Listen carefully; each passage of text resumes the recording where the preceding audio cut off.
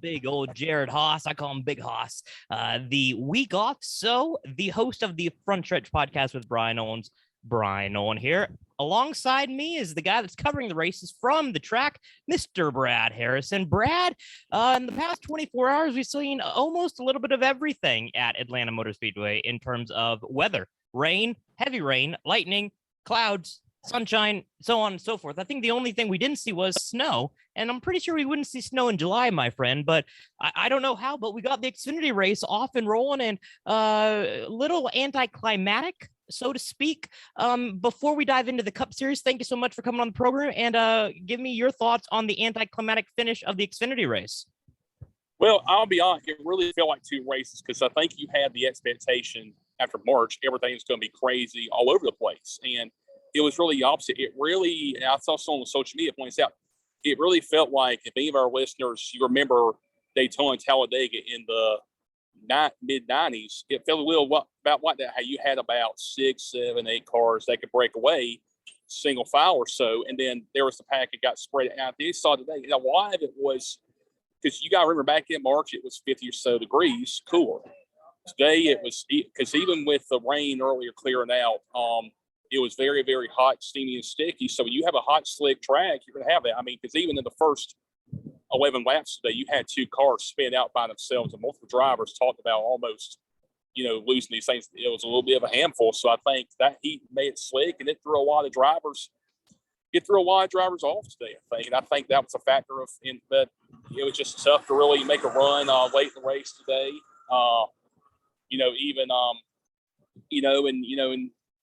And you wonder, I mean, if these are Cup drivers, it's the same happen, because at the end of the day, these are Xfinity Series drivers, and most of these guys near the front, except for Justin Allgaier, don't have a couple of years or so experience.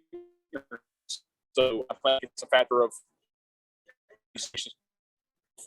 before. So sometimes when you have that, maybe you're not sure what to do in that situation, and it's a little bit unfamiliar. So I think it was just a case of just the hot, slick track made it different. And it's like somebody jokes at the end of the race. The race just ended. So I'm still waiting on somebody in the front back to try to make a move. Just that second lane just for whatever reason wouldn't open up. And I think, if you want to find some who can sleep, you probably walk about 100 yards from it here, and the driver, Motor Coach White, the crew chief, Motor Coach White, because they're trying to figure out, because this is a total departure from what you saw here in March.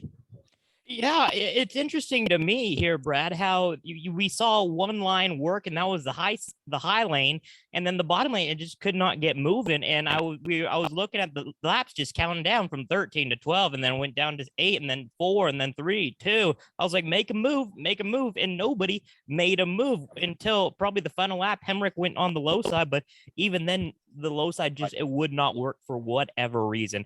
Brad, let's dive in though to the Cup Series. Both Xfinity and Cup qualifying was canceled due to rain. So with that being said, the pole went to Chase Elliott via the metric. Ross Chastain second, Kyle Larson third, Tyler Reddick fourth, winner from last week, and then Austin Cindric rounding out the top 5.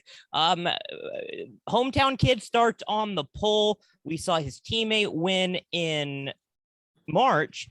Your overall thoughts on this top 5? And in my opinion, I think this top 5 could be easily battling for the win at the end of the absolutely. So there went, because remember back in March, Ross Chastain blew had a tire issue while leading the race. He was one of multiple Chevrolet drivers who had that issue, and he was able to rally back for a strong finish. I mean, you knew. I mean, that was really one of the early races this year where it was a reminder early in the year in multiple stages where Trackhouse is here and they're playing for keeps, so to speak. I mean, you knew they were going to be a force to be reckoned with of what they were able to do. And I mean, I even think about talking to both Chastain, Justin Marks, and Daniel Suarez when that race ended. They flat said, wins are going to come for us with what we're doing right now. And obviously, as we're seeing now, they were not just blowing smoke. I mean, they had a belief that they could win races. So I think you got Chastain. I mean, remember, Chase Elliott can run well in a plate race. He's obviously won at Talladega. He had a win there. And it's just And obviously, he even said earlier today that he would have to put it up there pretty high if he could win. If he could win here, because I mean, you go back and look about why winning at Indy was so emotional for Tony Stewart, and you think back at other guys who've won at their hometown track. I think Kurt Busch is an example at Vegas of, you have your memorable moments like championships, but for a driver who grew up coming to a track, you win there. I mean, personally means a lot to him. So I think it would be a very popular win if Chase Elliott could pull one off here tomorrow. Last but not least, before we get to our picks, Brad, the handling. I've heard it from multiple drivers. I've heard it from yours truly. Talked about it on this week's podcast. Handling is going to be an issue, and you mentioned it a little bit ago, right on here, that we saw drivers just spin out because of the hot temperatures. In my opinion, I don't think it's going to be much based on the pack racing. Much you're going to have a great car. Where is it going to be more pack racing, or are you going to have a good handling car tomorrow to be up in the front and contend for the win? Well, you don't call this like the old Atlanta, but I think you may have a little bit of factor tomorrow of you may see the guys who can manhandle these suckers go to the forefront. So guys like the Kyle Busches and the Kyle Larsons and the Ryan Blaney's, guys who previously excelled on this previous surface in terms of just their car control. Because again, like I said, we saw early on two drivers. When you have two single car spins the first 11 laps, that tells you something about how really I think a lot of guys were caught off guard today. And I think you combine that with the fact that there was no qualifying or practice today. I mean, the drivers I've talked to today kind of downplayed not having practice, being concerned about it, but it can't not be a consideration of wondering, especially after what they saw this afternoon. Last but not least, let's dive into our predictions. The front stretch reporter standings. Jared Haas, he picked Chase Briscoe last week. The at-track reporter picked Michael McDowell. McDowell finished 8th. Briscoe finished in the 14th position, but Jared Haas has a 15 to 8 point lead, 1 point for finishing ahead, and then 1 extra point if the current driver that you pick gets a win. Brad, you are the guest, so I will have you go first. Who's going to be getting the checker flag after 400 miles, not 500 miles, but 400 miles in the ATL tomorrow afternoon?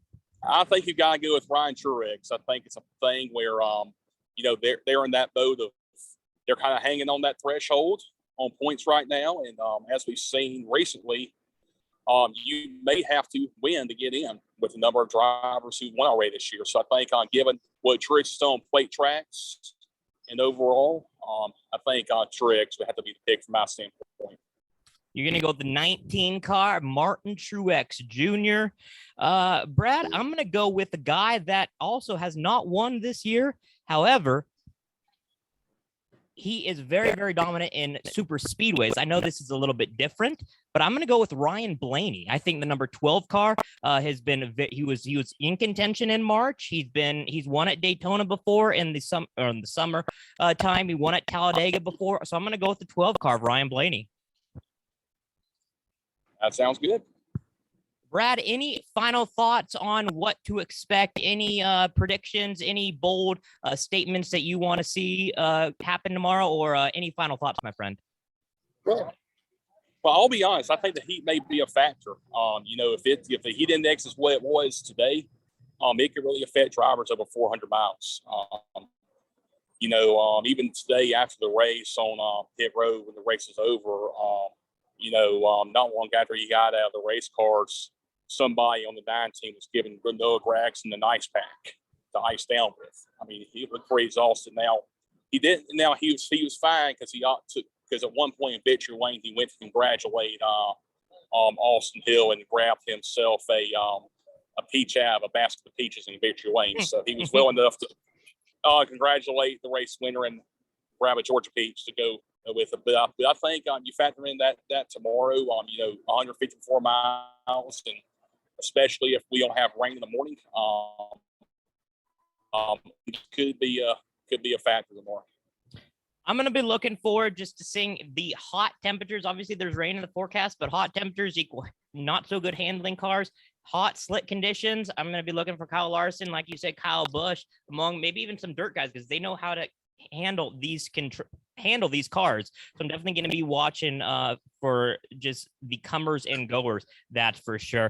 For those that don't know, Brad has been doing some work. He's got a couple sidebars, been working on tons of video for us. I learned a bunch. I learned that Kyle Busch, if he had the choice, he'd be wanting to go to Iowa Speedway for the All-Star race. I learned that from Brad's video with KB. He talked with Kyle Larson about potential street course, and I learned that NASCAR was in Miami for the Formula One race about the walls and safer barriers. So check out frontstretch.com and youtube.com/frontstretch for all the latest video content from the track. Brad, thank you so much, my friend. Have a great time tomorrow, and we'll wait for all the post-race and the pre-race content that you'll bring to the website at frontstretch.com, my friend. Sounds good. For Thank Brad you. Harrison, everybody that associates with Frontstretch, I'm Bryan Nolen. Thank you so much for joining me. This is another edition of Best Seat at the Track.